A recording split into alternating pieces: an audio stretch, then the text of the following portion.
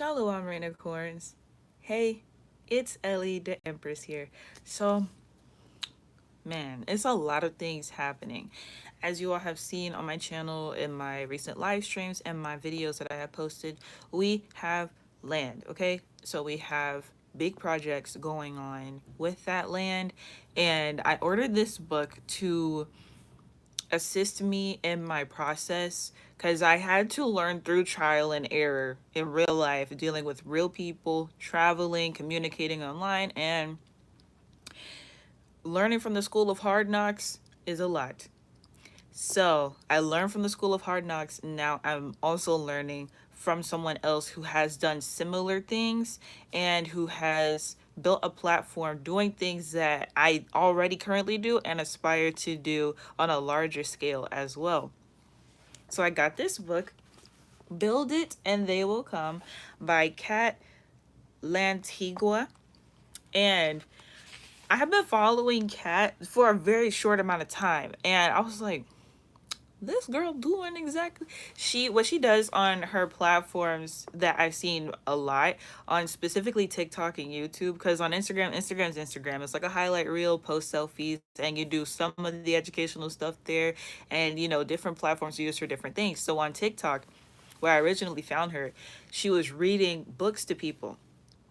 And people who read books to individuals, whether that's online or at the local library, at schools, having story times, local book clubs, there's a certain type of personality trait with people like that. And so I was automatically intrigued. And so also the types of books that she was reading to people, I was like, okay. If I'm not mistaken, one of the main books, the one of the ones that was really popular that she read was The People's History.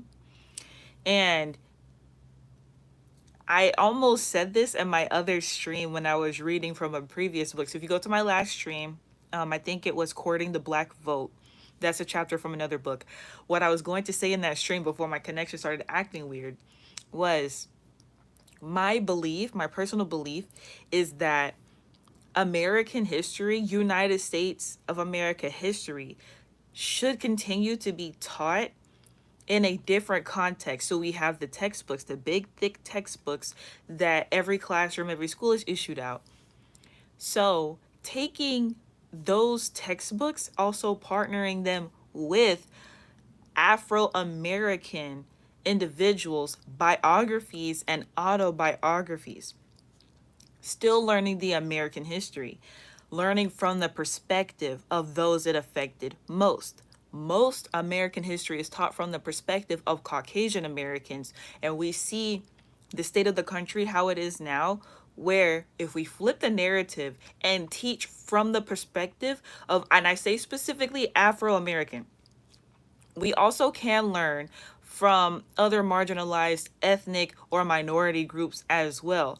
It is vitally important to learn from the perspective of Afro Americans, Sulani, and Native Americans, those who are indigenous to the United States and those who were enslaved. That is very specific. I shouldn't have to elaborate too much on it, but over time I will make more points on it.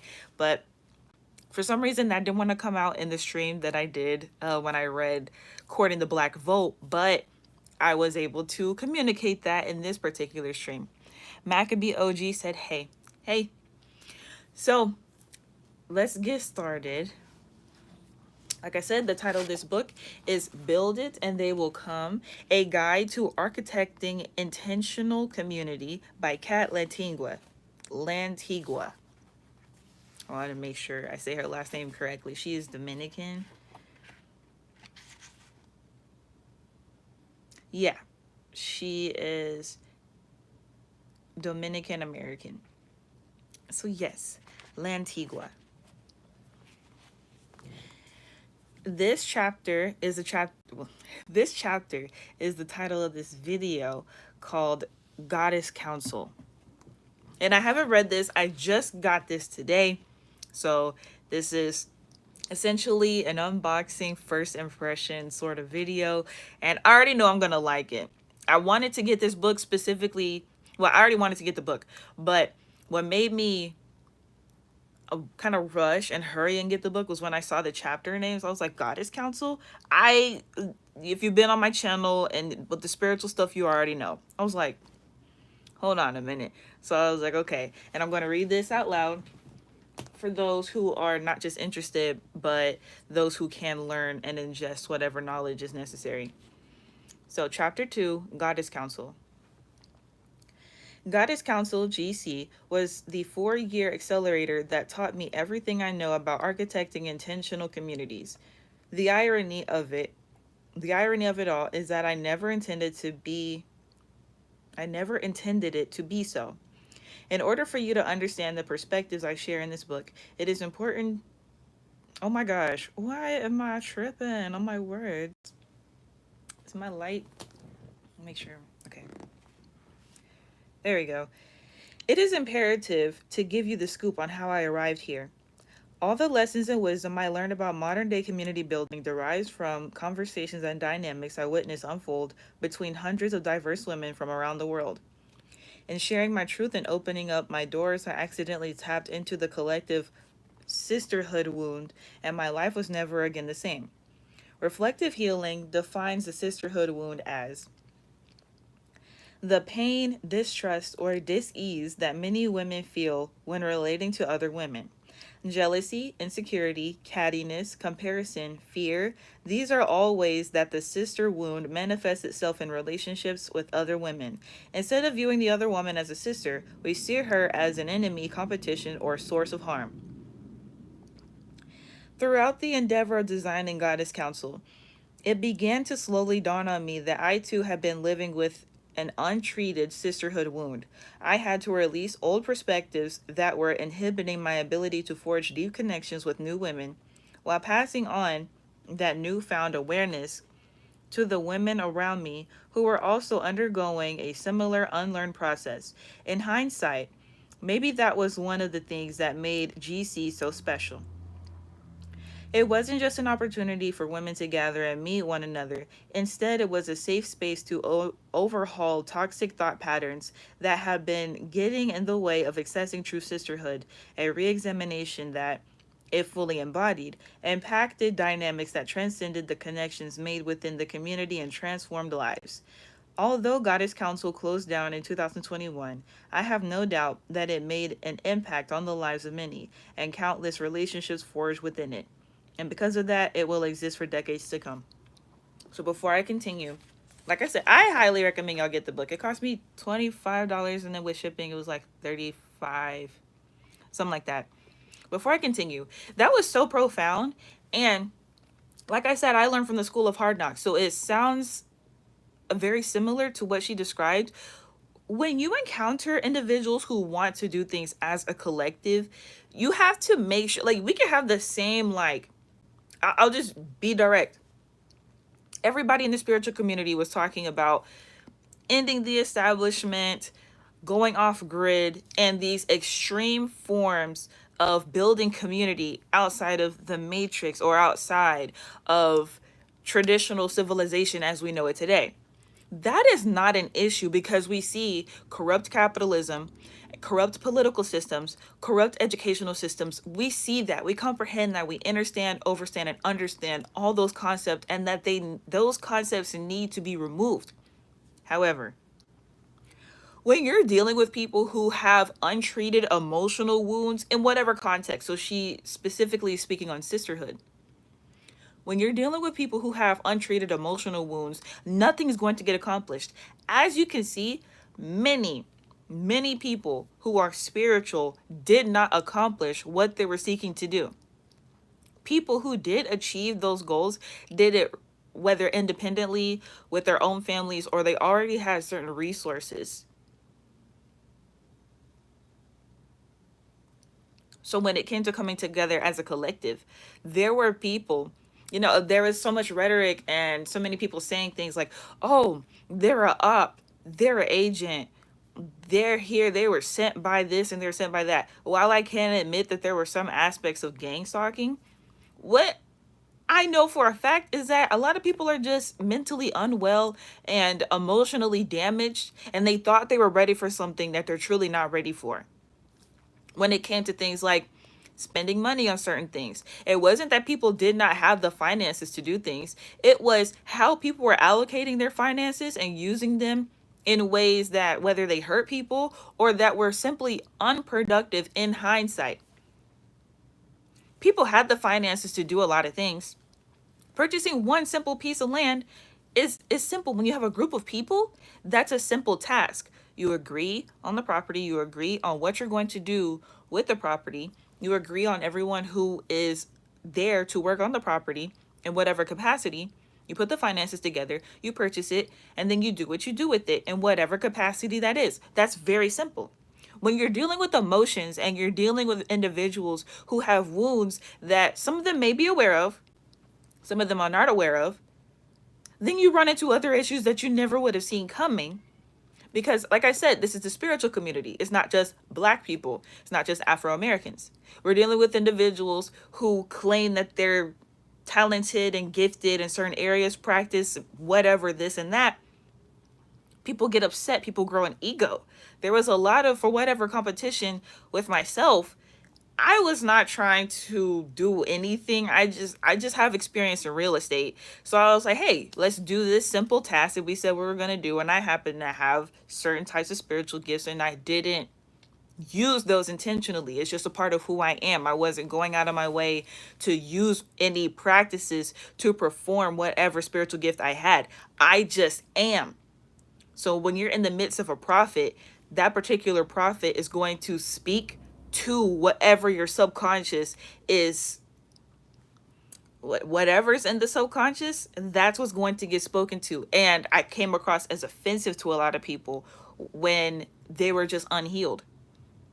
That was not something I was trying to do intentionally. When I was hurt by an individual or something that someone said, I addressed them directly, whether they were honest, whether they diverted attention away or not. I address the issue directly, where a lot of people simply have issues with being direct because they have those wounds on the inside. We all grew up with different sorts of upbringing. We all grew up with different relatives, despite our similarities. Not having the proper communication to whether alleviate issues or just deal with a simple situation and not trying to, what's the word? Seek validation from people. This is not about validation. This is about accomplishing a goal that the collective consciousness agreed upon. Okay. Sylvester Bierce said, Ellie, glowing, grand rising goddess, peace meaning positive energy always creates elevation, and love meaning living on value, energy, heart chakra energy always. Ellie is glowing, correction. Oh, okay, Ellie is glowing. I appreciate it. I appreciate it. And peace to you as well. Satya Dakini Adi Shakti with the fury. It is the fury. Continuing on. Oh, also, this chapter starts on page 24 if you decide to get the book. Shaking things up. Continuing on page 25. Before my 25th birthday, I decided I was going to leave Miami, the city I was raised in, and move back to the Bronx. I was yearning for that feeling of oneness that I had in New York City. I moved back into Guela's apartment, and for 6 months throughout the winter and spring, I worked remotely and did not interact with many people outside of my home. At some point, it dawned on me that I was not living the life I intended and I had to do something to shake things up. Soon after my epiphany, I moved into a small one-bedroom apartment in Brooklyn and promised to really, quote, put myself out there. During this time, I committed to recording weekly episodes of my podcast, Chats with Kat, as a way to document my never-ending quest to make sense of life while paving the way for my soul's purpose to shine through. I recorded the show mostly as a form of catharsis.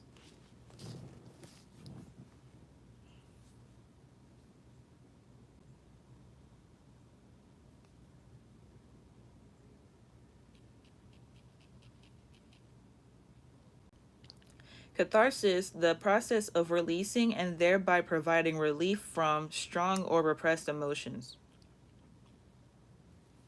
Therapy, self-therapy, healing. Okay. Self-care. All right. Every week I spoke into a mic and the message I recorded went into the ether.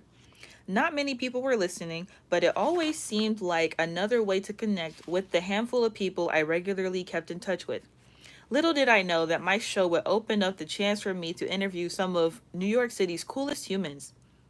Around this time, I found out about The Wing, a new women's co working space, social club in Dumbo, and decided to apply. A few months later, I was accepted and began going every single day, even on the weekends. I was committed to meeting fellow members of attending by attending most of the events and building strong relationships with the employees I encountered daily. I think most of the members just use the club as a spot outside of their home to spend a few hours every week, but I was there at least 40 hours a week.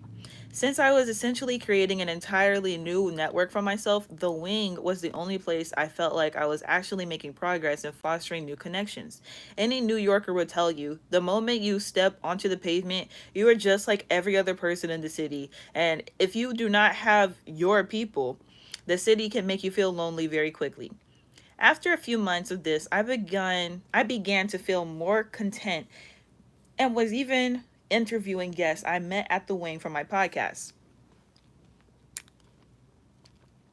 Satya said, "It's the Gibra Stacy May. I just changed my name a few weeks ago." Oh, okay, okay. I had thought so. I've seen some of your comments. I don't even know if I said your name right. Jabira? I gotta make sure I said your name right. Let me know I said it right. Jabira?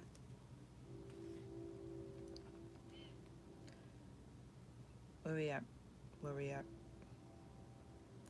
Despite all the progress, I still knew it was not enough. I had a growing feeling that I wanted to experience deeper relationships because the brief encounters I engaged in every day were just not cutting it anymore. Aside from a few special connections, most of the conversations I had revolved around answering, "What do you do?" and then briefly exchanging Instagram handles to engage in peripheral social maintenance in the future. It is important to note that I could barely even afford the club's membership. Although my pantry was at times bare, I convinced myself that my membership dues were a worthwhile investment since I would be surrounding myself with some of New York City's most inspiring women.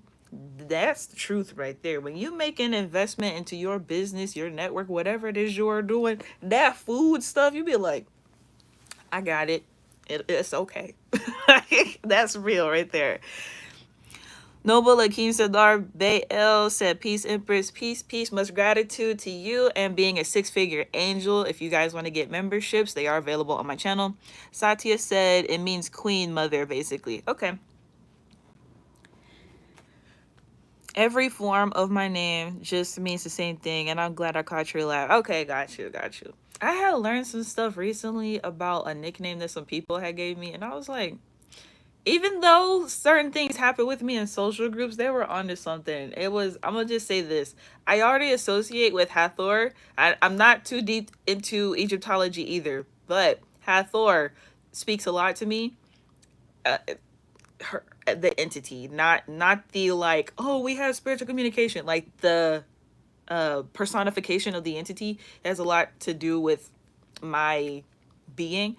And she's also associated with Aphrodite. And I was like, hold on a minute. Aphrodite. Okay. Because I never associated with Greek stuff as far as like Aphrodite, Zeus, and them. Um, and, Pegasus, Rainicorns. However, I never really thought about Aphrodite. Then I did some research on her. I was like, so she's associated with Hathor, and that's me. Okay. All right. Satya said, "I think Jabera is Hebrew, maybe. I don't know." Okay. Free Thinker said, "Peace. What's good? What's good, you guys?" The wing ceased operation years ago, but when I think back on those years, I can see how it transformed my trajectory. I was co working alongside artists and cultural tastemakers I never thought I would meet in real life. Beyond simply being surrounded by some of the city's most influential women, I was slowly being infused with a newfound confidence in myself as an artist and creator. Unknowingly, these women demonstrated much needed representation for the possibilities that were available to me should I choose to pursue them. Much as I felt inspired by the amazing things people around me were up to, I oftentimes felt like an outsider as I tried to navigate the intense privilege and access most of these women had. It became clear to me that I was likely one of the few people choosing to forego an extra $100 in groceries every week in order to pay the membership dues. In retrospect, I realize not everyone would consider this a wise choice, but this just goes to prove how much someone is willing to sacrifice in order to feel like they are part of something. This feeling of otherness had been floating around within me for a few weeks, and then, as I attempted to go on the subway one Sunday afternoon, everything changed. That is real. That is real. Um, there's a lot of everything that goes into not just feeling like you're part of something, but something you believe in. Like this, publishing this book, that was a huge investment for myself to where I had to sacrifice the functioning of the business that this book is based on itself, and that says a lot. So when you make that investment, you're sacrificing the food you eat, you're sacrificing the clothes you wear, you're sacrificing whatever it is you do to make yourself look cute or put together, your self-care in a physical sense. Of course, you're still taking care of yourself in general, but when you backtrack on those things in order to invest in what it is you believe in, is real. You're putting your all into it. The day seemed perfect. It was a sunny fall day, and I was making my way back home after attending a wholesome event in Bay Stewie, Bed-Stuy, Bed-Stuy. I don't know. This is Bed, BED, and then STUY. I'm not from New York, so I don't know. Um, I decided to multitask and call my mom while I made my way to the subway, and after a few blocks, I finally arrived at my station. While on the phone with her, I entered the turnstile and proceeded down the stairs to my train line. Before I continue with this story, I want to remind you that part of living in New York City is becoming somewhat numb to the grumblings of the environment and the people around you. There is an undertone of hypervigilance as soon as you step outside of your walls, but eventually it simmers down enough to make it possible to move around and live life. In other words, I was paying attention to everything around me, but not flinching at anything that seemed abnormal. Okay, now back to the story. Satya said, proud of you. Infinite gratitude, gratitude.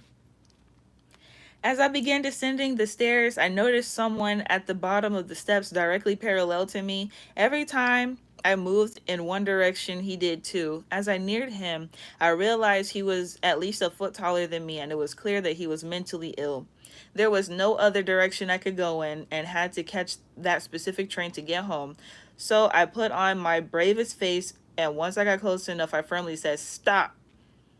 For a few moments, he just towered over me, and I legitimately did not know what would happen, but eventually he moved to the side. It was only after he moved that I realized that three dudes around my age had recorded the entire encounter in anticipation that I would be assaulted. Something in me changed that day.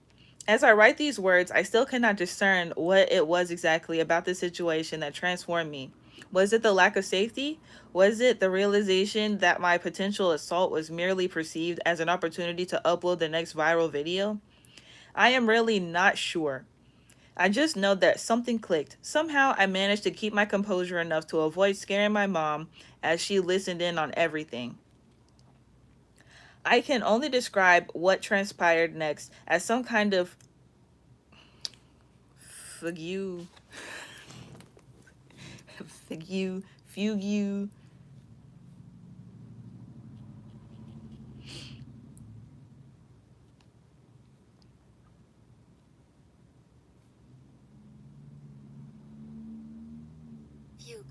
fugue. Okay. And that is a state or period of loss of awareness of one's identity, often coupled with flight from one's usual environment associated with forms of hysteria and epilepsy. Dang. Okay.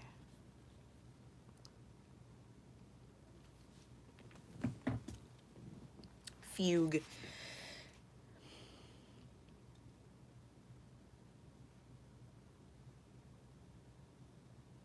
Okay. I can only describe what transpired next as some kind of fugue state. I cannot recall getting on or off the train. I do not remember walking into my building. I do not remember much about the 8 hours after, quote, the incident. But what I can connect with even to this day, is my anguish as it dawned on me just how lonely I actually felt. More than anything, I wanted to call up one of my besties and tell them what happened so they could help me calm down and then invite me to decompress over $13 cocktails at an obscure bar in the neighborhood. But I did not have any friends who could offer the support I wanted. I was a lonely gal in a lonely city with so much love to give, but no one I could pour it into. It was with this energy and teary eyes that I opened up my laptop and began envisioning the community of women I wanted to attract and to manifest into my life. It became obvious that without a true community, I could not embark on any of the grand plans I have for my life as a quintessential 20 something or any of the years after, because I had always pictured my future full of friends from different chapters of my life. I ponder what would I call my group chat of friends I had yet to make, and the name Goddess Council came into mind out of nowhere, divinely planted by the muses of creativity and sisterhood. So I'm gonna speak on that and why I'm reading this chapter specifically. Freethinker said, I'm gonna listen to that song today, LOL. What song? I don't know what song you talking about. Um,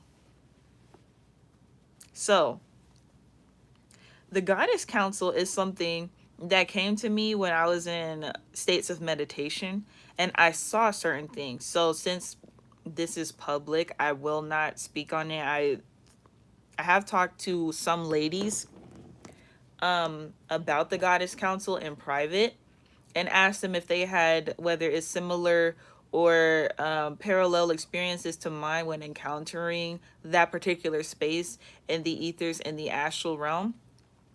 And what's happening, what a lot of people have been saying, it's like, oh, we're in 5D now, we switch timelines and all this stuff that people say and are not able to fully elaborate on. And the reason they're not able to fully elaborate on it is because we're not allowed to. This is stuff that you just have to know. And if you are not part of that space of consciousness, you don't need to know it, or you're not ready to know it. Or if you do know it now and you refuse to change your ways in this time period, is going to be detrimental to your state of being in this current timeline in the 3D. So it's best for you to just not know anyway.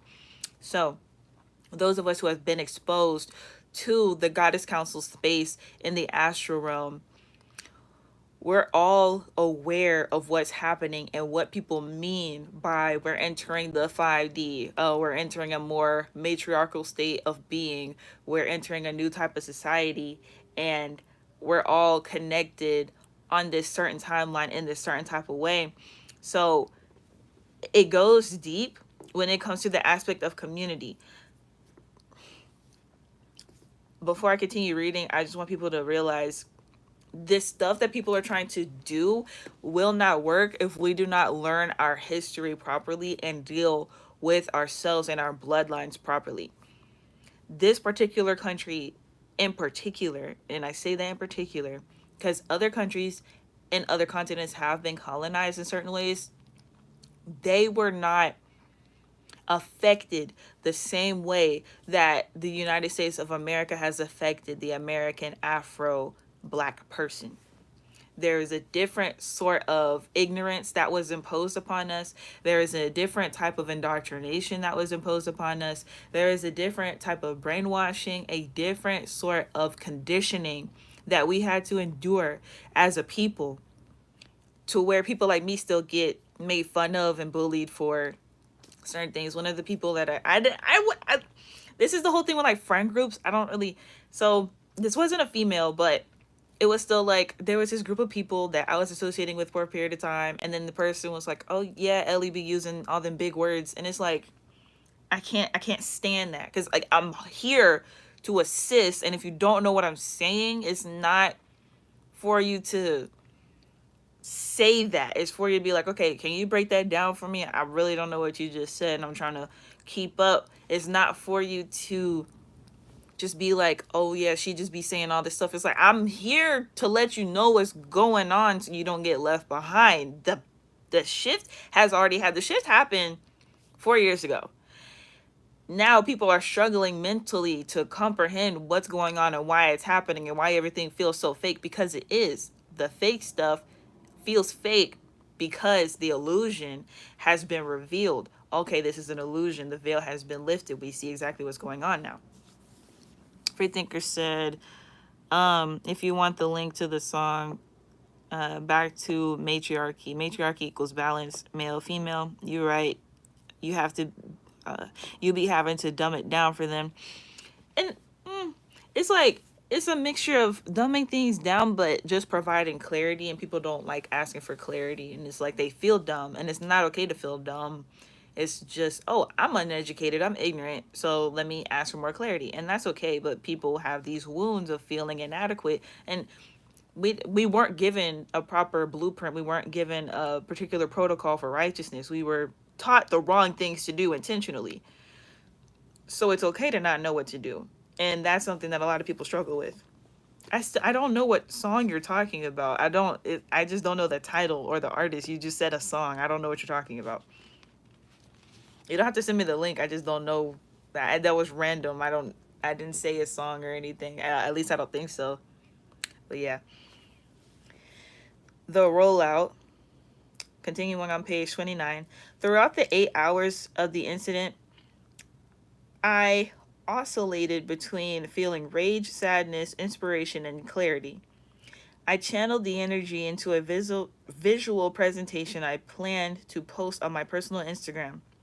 I wrote out my intentions and the words that best describe the essence of the connections that I hoped would form within GC, Goddess Council.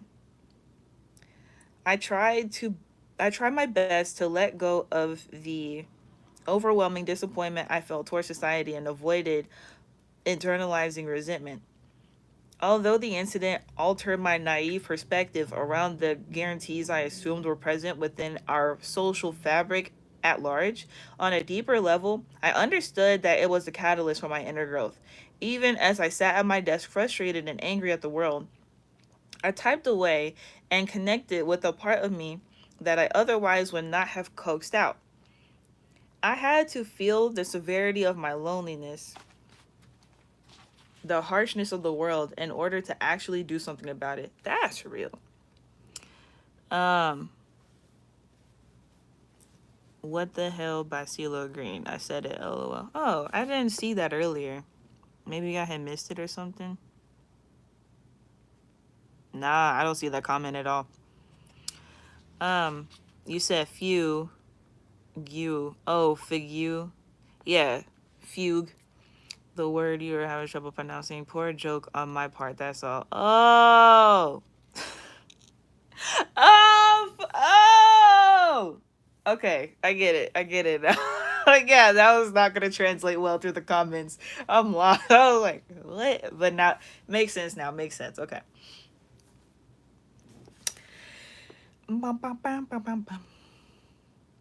Have the catalyst not been externally driven or as a dramatic, let me make sure I have this angled at the light. Every time I let the shadow get up on the book, I start tripping on my words. Had the catalyst not been externally driven or as dramatic and frightening as this one, who knows how long I would have trudged around New York City without making any real changes. Life has an interesting way of doing things, huh? And I gotta say something about that, because a lot of y'all know my story. A lot of y'all know about the tragedies that I have endured. And I said this on my vlog channel. If you want to subscribe, is Real Talk with Ellie, talk with 2Ks.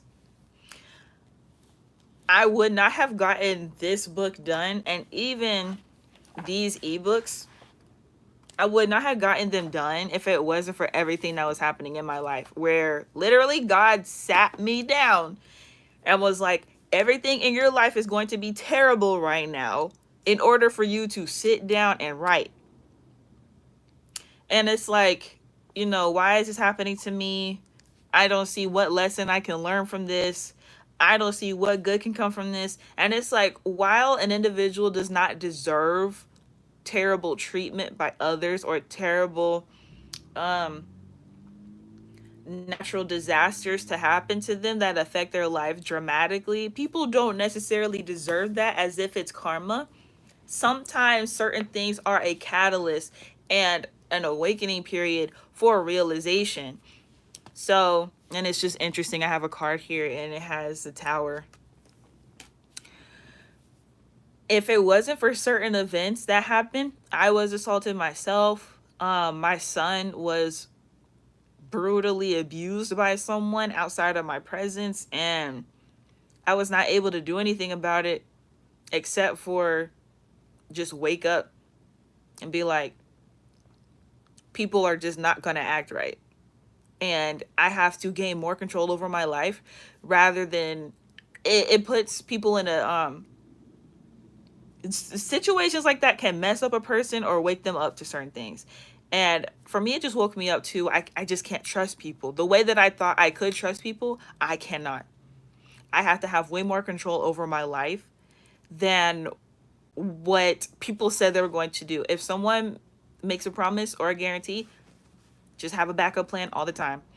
Do not base future plans on what other people say. I had to just work with that, abide by that, and it has gotten me through these situations. Because had I just depended on what other people were saying constantly over and over again after those periods of time, I'd be playing myself as a fool.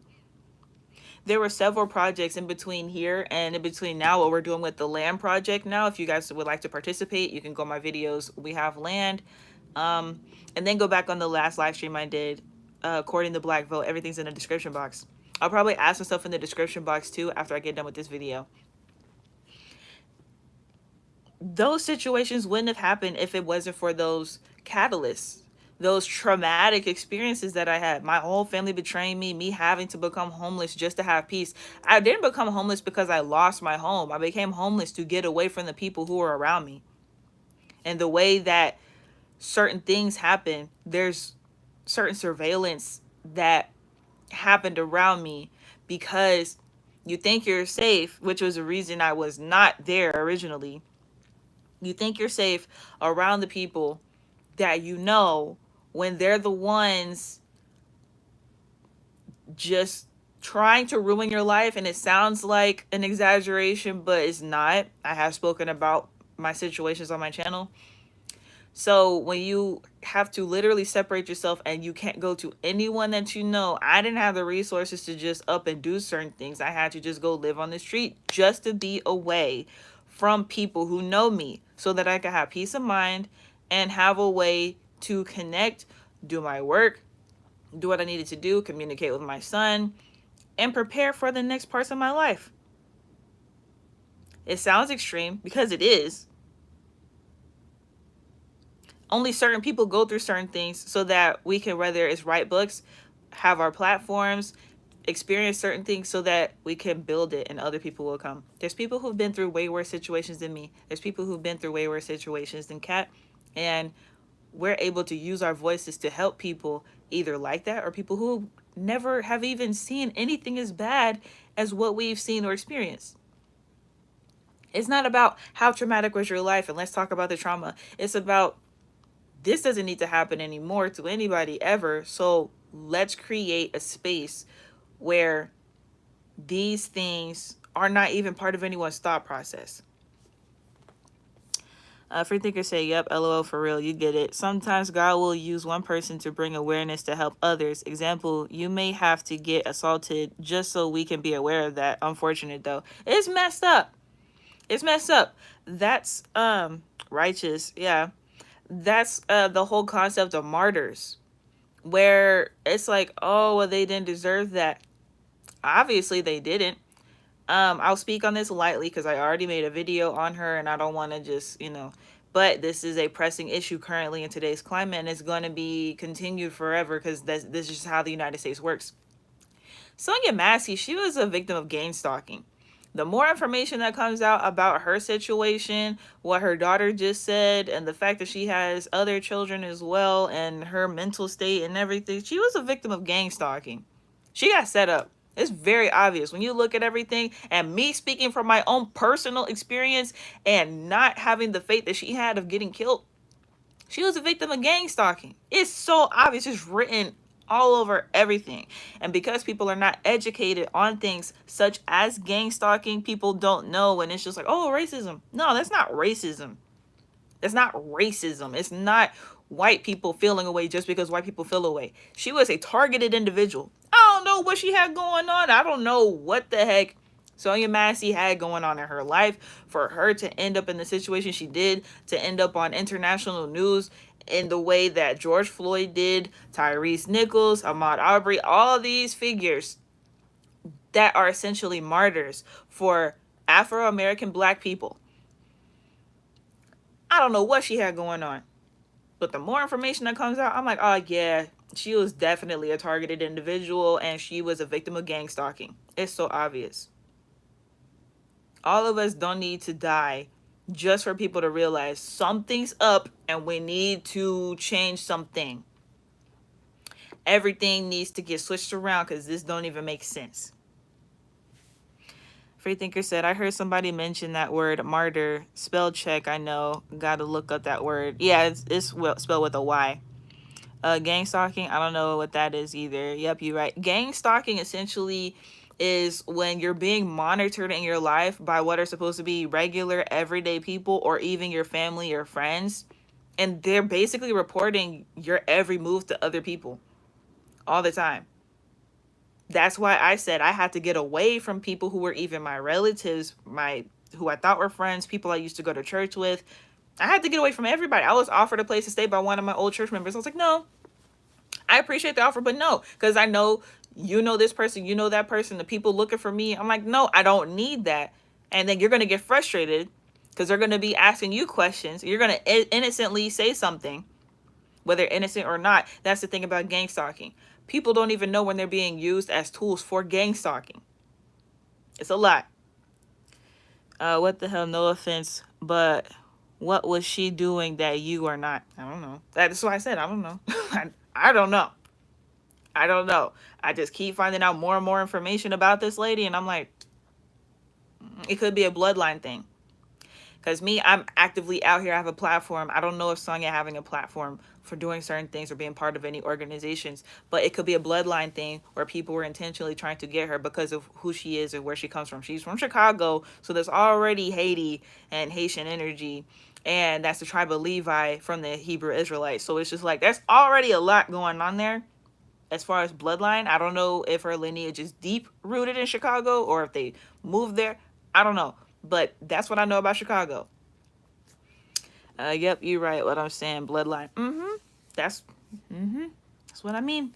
Well, yeah, let's continue.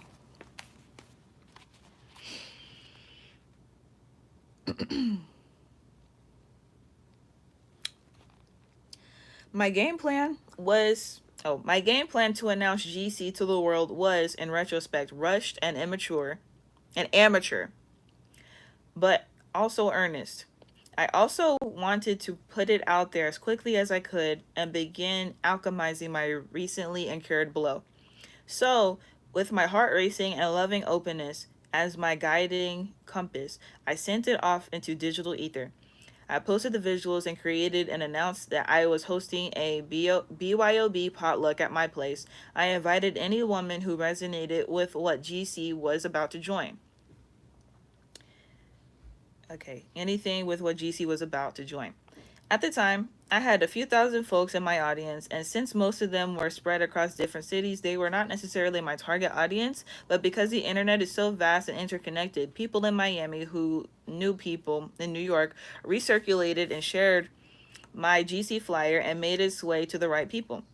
As a safety precaution, any woman who wanted to attend would have to DM me, and I would scope out their profiles to make sure they were not creepers on the DL, since everything would take place at my home. On the day of the gathering, about 10 people had RSVP'd to attend, but it rained and only 4 showed up. I was already nervous as fuck. She put AF.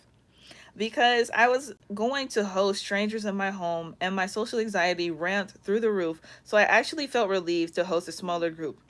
The evening unfolded in the most beautiful way. We drank wine, I laid out light bites for everyone to munch on, and we talked nonstop for hours. I was able to vocalize how I felt living in NYC and in turn learned that it was a sentiment shared by everyone present. We had the opportunity to be seen, heard, and validated, elements of connection that often feel impossible when you do not have any friends in the concrete jungle. In many ways, the potluck felt magical and surreal. At some point, it dawned on me that my seedling of an idea had actually evolved into a tangible experience I was able to share with others. Our few hours together were everything I had been yearning for. It was after this potluck that I had confidently knew I had the power and potential to continue creating the experiences I longed for. The solution to my specific needs would come from me, not by waiting around for someone to create it for me. As it turned out, my amateur rollout strategy was good enough to attract women with compatible energy.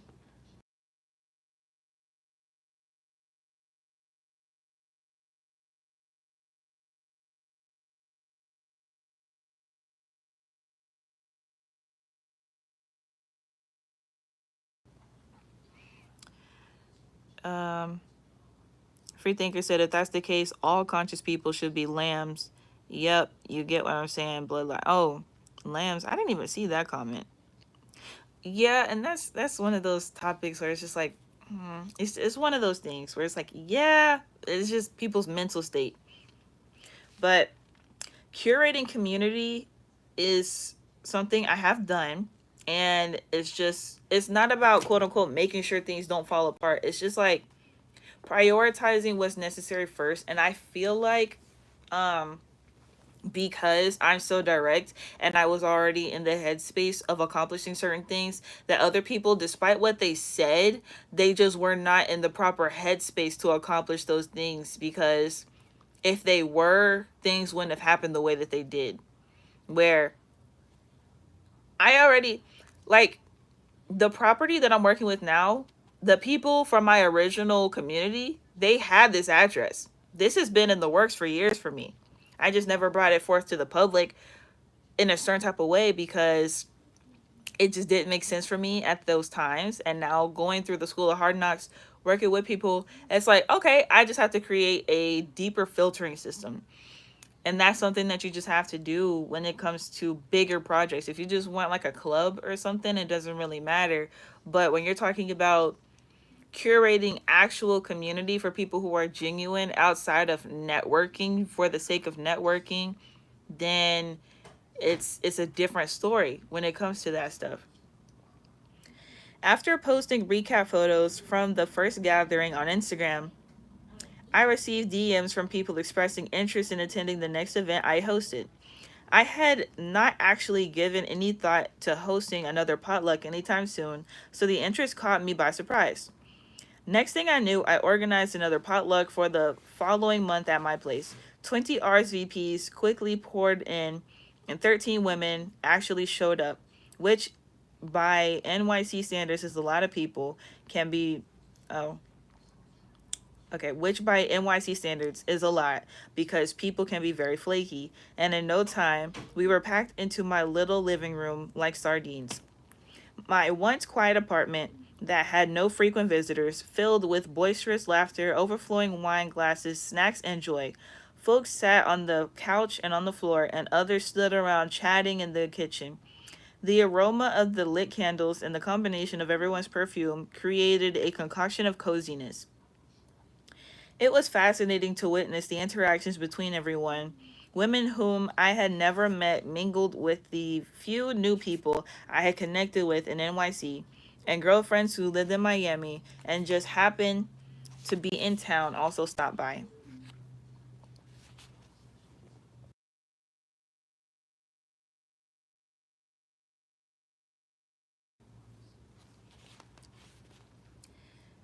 The conversation splintered off into smaller groups but never seemed awkward. Somehow everyone floated around and entered dialogue with one another at the perfect moment. By the time my guests headed out and I was left alone to process how great the evening was, I felt overwhelmed with pride. I could not believe that in under 8 weeks, so many people had stepped into my apartment after months of being mostly occupied by me and my lonely thoughts. Outside of the gatherings, I began nurturing relationships with most of the women who came through, whether keeping in touch through DMs or coordinating to meet up for coffee. I now had options to actually hang out with people instead of just fantasizing about it. During one of those casual hangout sessions, a few of the women I began bonding with through GC urged me to consider taking things up a notch and making Goddess Council, quote, a thing. They shared how impactful the community had been for them and offered to help me strategize how to host more gatherings. To be honest, I had not expected this at all because deep down it felt like I had already achieved what I set out to do. I knew enough women to fulfill the idea I initially had for the group chat. I did not feel any inclination to overcomplicate things by creating anything formal, but I knew it was worth considering. Goddess Council began taking on its own meaning for the different people who experienced the magic, and at some point it became clear that I could not gatekeep the allure. Whew, man, okay. This is awesome and very much like it's something, of course, that I resonate with, but it's like it goes deeper than that because it's not just for myself personally. It's not just something, oh yeah, let's get a group of people together and let's have a good time. While that's okay and those things are necessary, my ultimate goal is and continues to be 100% solution based options for people and creating a solid foundation for people. And associating with the right people is definitely the way to go. At the same time, when you curate those associations, what is the goal to be achieved? Is it people you can have community with in general, people you can talk with, or is there goals based on foundation, structure, innovation to create change, massive change? Is it revolution based, evolution based? Are people implementing their ideals into creating something outside of who's to know? So yeah, that's just, this resonates a whole lot, and I'm glad that like she's speaking on the base of how she got things together and just started to get to know the right people and got to know people in general before things even took off. Like that's just really really cool to me. I'm going to read one more section and then I'm going to go ahead and end the stream. The incubation period. During the 5 months after the incident, the women who encouraged GC's evolution and I met up every week to brainstorm the future of the GC community. After I logged out of my remote work, of my remote day job, on most Monday evenings, we would meet up at the wing or at someone's apartment to bounce ideas off one another. We amped each other's ideas and leaned into all of the possibilities the future held for our community. We homed in on the feeling that we were really onto something. I stopped perceiving this idea conceived on the other side of a scary life event as something to infantilize. Instead, I chose to pour all of my passion into building it into an official social wellness brand that specialized in hosting thoughtful gatherings with the primary mission to help women make new friends. And Goddess Council began to seem not only like an opportunity to impact the world in a positive way, but also a path for me to make a name for myself and in turn make my family proud. It had the potential to be the thing I could hold up and show as proof that betting on myself and my ideas had been the right decision. I thought about the impression I could make on young girls who came from similar backgrounds and who, like me, sought out representation but were rarely reflected in positions of leadership. The concept of GC was radical in that it created experiences that were energetic salves to heal the sisterhood wound within so many, including myself. GC did not reach millions of women, but it infused those who it did reach with positivity and hope, feelings that, when combined, inherently beget transformation within ourselves and thus in the world. As a team, we gained the confidence to host larger events and pooled our resources to lock in venue spaces free of charge.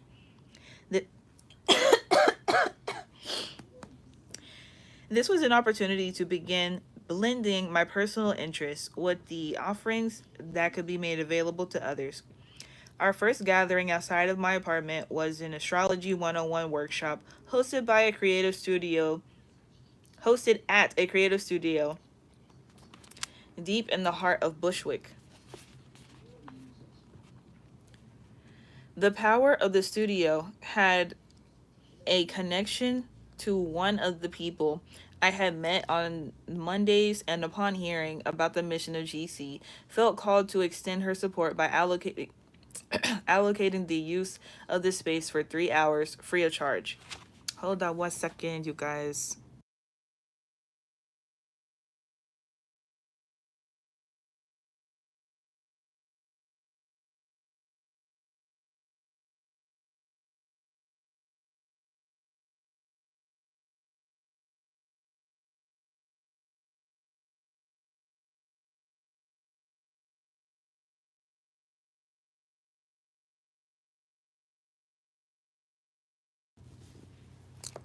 Noble Akeem Sadar El Bay El said, "I love your historical reading. Gratitude, gratitude." What's 10 for? What is that?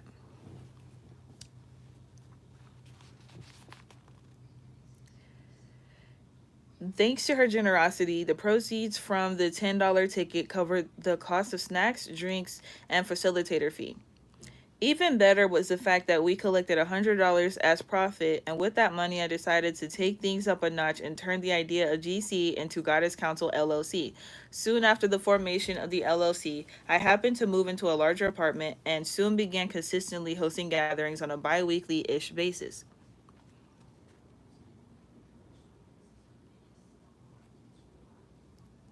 10 minus 4 equals okay. Okay, I'm reading. I'm still lost. I have no idea what's going on. Trying to make me multitask. The era of Goddess Council was blooming. Each and every gathering felt unique, yet similar. They were soulful, wise, electrifying, wholesome, and reminiscent of something that as women we were supposed to be doing all along, but had lost sight of. As guests trickled in, I would guide them to the snacks and drinks I'd made available in the kitchen and introduce them to those who were already present. Eventually, about 30 minutes after the official start time, we would sit, along with our provisions, and form a circle in the middle of the living room, as if there were a campfire keeping us warm. Maybe the way we sat together allowed us to tap into something ancient and reassuring, but in no time, the thoughts that had been pent up inside were considerately let out by everyone present.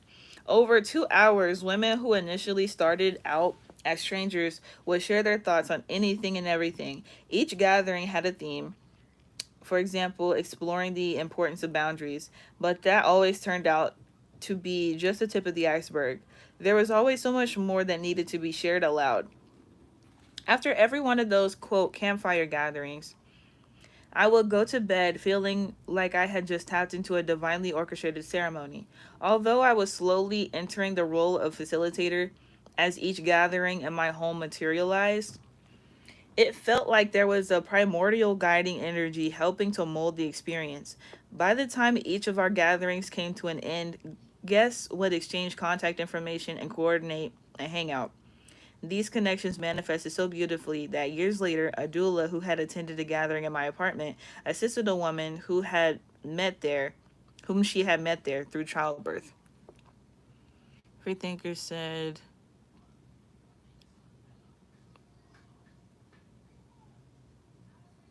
"Oh, I don't know that. I'm not into none of that. I don't know none of that. I don't know." 10-4. Like I know it. I've heard of it. I don't know. I don't have no context, bro.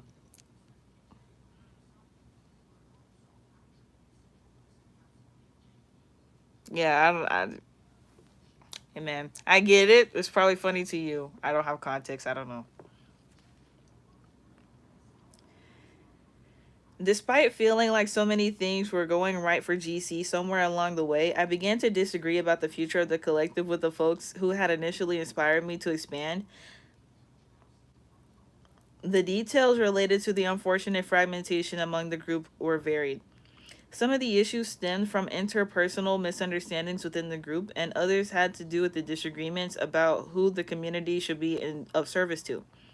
Ultimately, what started off as something that I thought everyone fundamentally understood became a point of contention and controversy. It agonized me to witness what felt like a fortified unit fragment into pieces, but I felt a fierce protective instinct over what GC had begun to represent for so many women, and I refused to divert from our original mission. Soon enough, I found myself managing the ins and outs of the community mostly on my own. I often contemplated giving up and felt like I had signed up for too big of an undertaking. I did not have much extra income to invest in hiring help, and ticket prices for gatherings were set simply to cover the cost of snacks and drinks. Aside from holding a 9 to 5 job, producing Chats with Cat weekly, and maintaining a life, I took on all of the responsibilities that up until then were spread across a group of people. So for example, um event concept event concepting, responding to emails and DMs, maintaining updated flyers, listing the events online, creating a marketing strategy, writing copy for our website, etc. There were some events that had no RSVPs, and in general, building momentum during a time where there were so many distractions in my personal life and in the world at large proved to be advanced level difficult. Despite all of the hardships after months of exclusively hosting gatherings in NYC, we were blessed to find a host in Miami who was open to expanding the spirit of GC, and soon after we were even set to launch in LA. That is until March 2020 came along. Oh geez, yeah, 2020 done. Man, 2020 did that to everybody, bro. Okay, but yeah, I'm not in that, you know. Um, but yeah, I'm gonna go ahead and stop there, and that just that goes to show, you know, it's not that people start groups and organizations and they're just terrible. It's like it's something about expansion and evolution and mindset amongst different people that I don't really know what happens, and I'm on this journey still. So I'm gonna continue reading the book, of course, on my own. But I just wanted to read that part and let you all know about the concepts that the author is speaking on, along with what we're doing on this channel and why I got the book in the first place. Because it's, of course, people aren't going to agree with everything 100% of the time, all the time. Of course.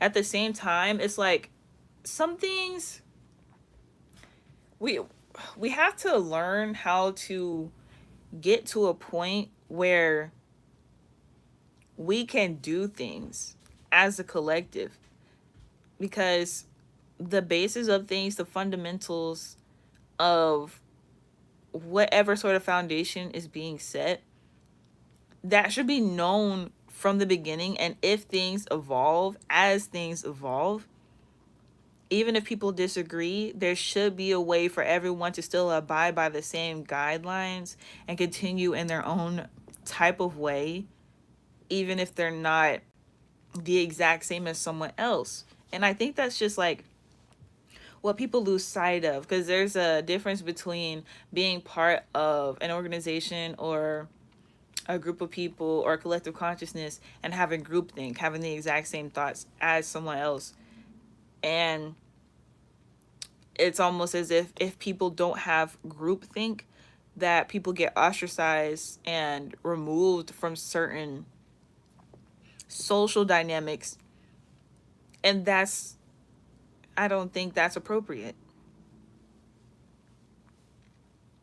So as a people, we have to find a way for us to be able to cooperate with each other even when we disagree, because disagreements will happen. It's inevitable for disagreements to happen. People have different responses to different things, whether it's based in logic, emotion, triggers, just simple calculations and hypothesis, or conspiracy. It's even if someone's spiritually tapped in and they're prophetic, it's like, oh well, if we do this and this will happen, so we should do it like this, we should do it like that. where someone who's not prophetic and is not able to see into the future the way that the other is able to, they will probably totally disagree, because it's like, well, I think this makes sense because, and they'll bring up whatever experience they may have. Everyone may have a point, and it's just, you know, having provisions for everyone. And it's just, I'm gonna continue reading, like I said, and using this as a sort of guide for what it is that I'm doing, but also sharing with you all, like in the virtual business meeting, for those who are involved in the land project, you can get your membership to this channel in order to keep up with that. And it's, learning about what community is, because a lot of us don't even have community within our own homes or our own families. So doing it with strangers is an even deeper level, because you may encounter people who you may have past lives or have had a past life with, and there's just some weird energy going on and you don't know what it is, and then you look spiritually and you're like, oh. Then when you're working with your direct family, you got to deal with ancestral situations, whether that's trauma, whether that's abuse, whether that's hidden secrets, information. Some people have life insurance policies, inheritances, just a lot of heirlooms, things to pass down from the generations, and people just gotta learn how to act properly, gotta learn how to behave properly, have to increase the frequency and consciousness of behavior rather than continuing in the same ways. Because if you're choosing to make a difference in your life, it's not about, oh, okay, I'm just going to do this thing. It's about, I'm going to do this thing and it's going to change my life and everyone else's life. So that's the thing. And I enjoyed reading this part of the book with you all. And I will continue on and apply what I do learn from this text in the future. So, yep. Shalom, unicorns. I will see you in the next one. Thawada. And that means thank you in Hebrew.